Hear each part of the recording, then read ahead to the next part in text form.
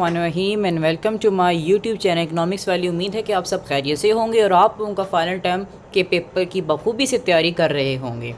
जैसे कि आप लोगों को पता है कि मैं अपनी वीडियोस अपलोड करती हूँ इकनॉमिक्स के हवाले से, और मेरी काफ़ी ज़्यादा ट्रेंडिंग में वीडियो जाती है इको 401 के हवाले से, 2 और 3 के हवाले से, और काफ़ी ज़्यादा पेपर 95% पेपर सेम होता है। और काफ़ी ज़्यादा स्टूडेंट मुझे इस बात पे अप्रिशिएट भी करते हैं, मैम जो आप आंसर देती हैं, जो निशान लगवाती हैं, टोटली उसमें से पेपर 95% वही आता है। I am very glad to hear to that. So now I am going to upload my final tab important question. अच्छा, यहाँ पे मैं सिर्फ इंपॉर्टेंट टॉपिक्स बताती हूँ, मैं यहाँ पे लेक्चर नहीं देती। तो काइंडली अगर आप चाहते हैं कि मैं बाकायदा लेक्चर्स भी दिया करूँ तो मुझे इसके लिए आपने कमेंट करना है, और जितने ज़्यादा कमेंट्स में मुझे इसकी रिक्वेस्ट आएगी मैं तभी बनाऊँगी। एक दो के रिक्वेस्ट पर मैं नहीं बनाऊँगी। तो you have to put effort, say your friend and your colleagues do comments and for more lectures. Okay, so अब हम जिस बात की तैयारी बात करते हैं वो है आपके पास इको 403 लेक्चर नंबर 19 to 45 आपका फाइनल टर्म में शामिल है। So let's start without any wasting any time. सबसे पहले आपका जो इंपॉर्टेंट यहाँ पे टॉपिक आपके पास सोलो ग्रोथ, बहुत इंपॉर्टेंट टॉपिक है, पहला ही हाथों हाथ जो टॉपिक है, ठीक है। द प्रोडक्शन फंक्शन आपको पता होना चाहिए। अब बेसिकली इसमें जो चीज़ें कुछ आती हैं वो आप लोगों को रटा भी कुछ लगानी पड़ती है और कुछ आपके अंडरस्टैंडिंग लेवल की भी होती हैं। अब यहाँ से अगर ये नेक्स्ट अगर हो सके तो I will try my level best, क्योंकि थोड़ा सा ना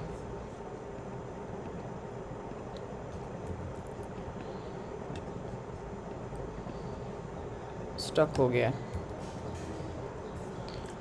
सो ओके, नेक्स्ट हमारे पास आता है डेविएशन। क्या होता है, यहाँ पे ऑलरेडी निशान लगा हुआ है। अगर आप चाहते हैं मैं थोड़ा सा इसको जूम कर देती हूँ। And I saying that single page convert to single page, ठीक है।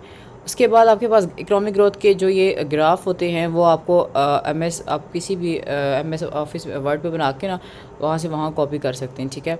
उसके बाद आपके पास जो इंपॉर्टेंट टॉपिक आता है आपके पास इकोनॉमिक ग्रोथ गोल्डन रूल, बहुत इंपॉर्टेंट है, लॉन्ग में पूछा जाता है। और लॉन्ग आपको पता है कि इस दफ़ा आपके पास चॉइस एमसीक्यूज़ में भी है, शॉर्ट में भी एक है, और लॉन्ग में भी आपके पास थोड़ी बहुत चॉइस होगी जो अच्छे से आप कर सकें, ठीक है। उसके बाद लेसन नंबर 22 इतना कोई ख़ास नहीं है। बात करते हैं लेसन नंबर 23 के हवाले से।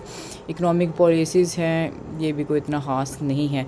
आ जाते हैं जी lesson number 24 when prices are sticky. जब प्राइसेस आपके पास क्या हो, स्टिकी हूँ, the downward slope A D curve, A D mean aggregate demand. Okay, next हमारे पास ग्राफ आ जाते हैं। शिफ्ट जब करता है एग्रीगेट नीचे की तरफ करता है, अपवर्ड करता है, तो उसकी सिचुएशंस क्या होती हैं आपको हाउ ना होनी चाहिए। उसके बाद आपके पास ये एक टेबल है कि कब rise, mean rise, fall, remain constant, ये चीज़ें आपको पता होनी चाहिए, एमसीक्यूज़ में आ सकती हैं। That's the effect of A negative demand stock, आपको पता होना चाहिए। नेक्स्ट उसके बाद आपके पास जो इंपॉर्टेंट है वो Keynes theory of income and employment. Lesson number 26 is most important for long term, मैं और कुछ नहीं कहूँगी, ठीक है, आपने तैयार करना। उसके बाद आईएस और एलएम बहुत इंपॉर्टेंट है। लेसन नंबर 26, 27 बहुत इंपॉर्टेंट है लॉन्ग के लिहाज से, उससे भी ज़्यादा इंपॉर्टेंट आईएस और एलएम के काफ़ी, और ये पेपर में आते हैं अक्सर, ठीक है। उसके बाद सेंट्रल बैंक राइसिस द, इसको हाउ ना कर ले, ज़्यादा ही करने की ज़रूरत बेशक नहीं है, थोड़ा उसको आपको पता होना चाहिए। उसके बाद टैक्स कट का थोड़ा आपको हाउ ना होनी चाहिए। रीज़न होल्ड, सेकंड रीज़न क्या होती है कांस्टेंट की।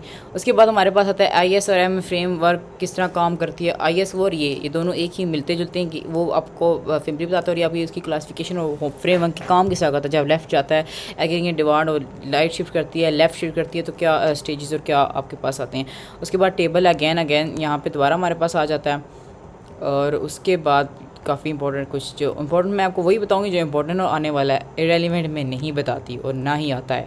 अच्छा, द स्टिकी प्राइसेस मॉडल आपके पास होना चाहिए, निशान लगा हुआ है। नेक्स्ट हमारा जाता है लेसन नंबर 35, कोई ख़ास नहीं है। Lesson number 36 solo growth model भी थोड़ा बहुत है पर इतना कोई ख़ास नहीं। अच्छा, नेक्स्ट हमारे पास आ जाता है कंजप्शन फंक्शन, बहुत इंपॉर्टेंट है, ठीक है।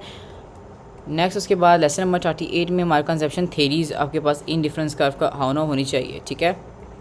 उसके बाद हमारे पास है समराइजेशन सिमन, आपके पास जितनी भी है ना इसकी एग्जिबिशन पजल वगैरह आपको थोड़ा बहुत आइडिया, थोड़ा बहुत है। इन्वेस्टमेंट थ्योरी आपको थोड़ी बहुत ही पता होनी चाहिए, इन्वेस्टमेंट का बाज़ दफ़ा उठा देते हैं शॉर्ट में।